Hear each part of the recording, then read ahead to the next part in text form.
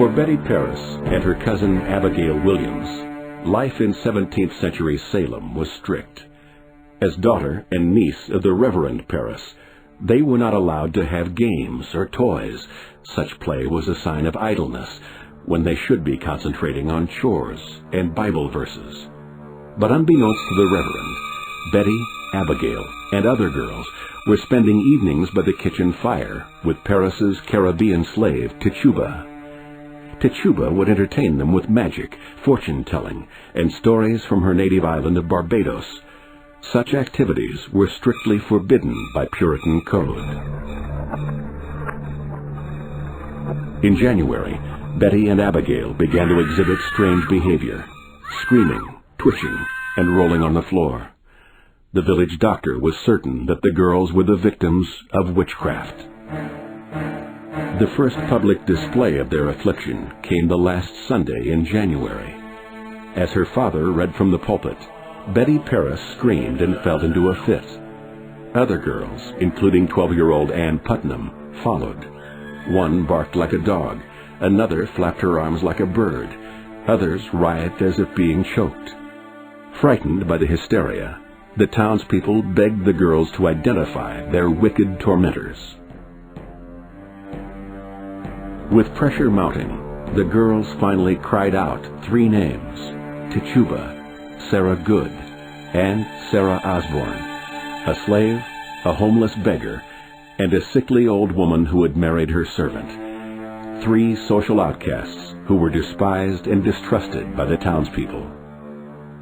When the 3 accused witches appeared before the magistrates, Osborne and Good maintained their innocence, but Tituba, perhaps frightened after being beaten by Reverend Paris, confessed and claimed there were other witches in Salem. Her admission of witchcraft sparked a wave of paranoia and accusations. The girls began to point fingers at other townspeople. They claimed that spirits of the alleged witches would secretly visit and hurt them. No one was safe from their accusations. There was Rebecca Nurse, the gentle grandmother and pious churchgoer.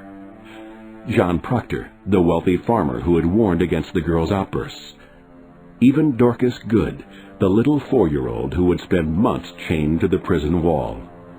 By the middle of spring, more than 150 were in jail, including some of the village's most prominent figures.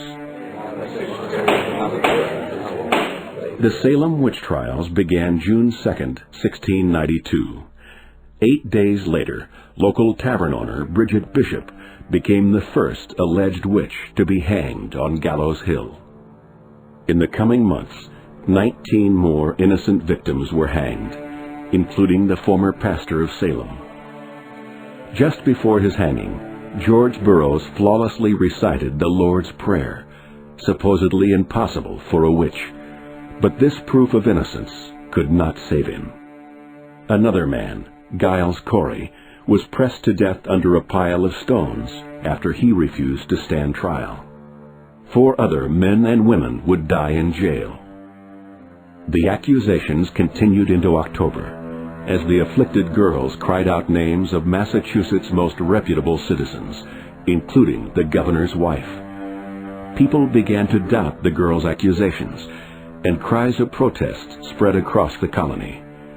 The Boston minister, Increase Mather, spoke out against the trials. It were better that 10 suspected witches should escape than that 1 innocent person should be condemned. With the tide of public opinion turned, Governor Phipps ordered an end to the witch trials, stopped the executions of all convicted witches, and pardoned those still in prison. After the witch hunt hysteria subsided, most people went back to their daily lives. The judges went on to successful careers in business or politics. The girls, whose accusations had sparked this tragedy, married or moved away. Only one of the girls, Ann Putnam, ever publicly acknowledged her role in the hysteria. In 1706, she stood before the church, and the pastor read her statement. "It was a great delusion of Satan that deceived me at that sad time. I desired to lie in the dust and earnestly beg forgiveness. But even for those pardoned, life would never be the same. Most would live out their lives in poverty and sickness, their reputations forever tarnished.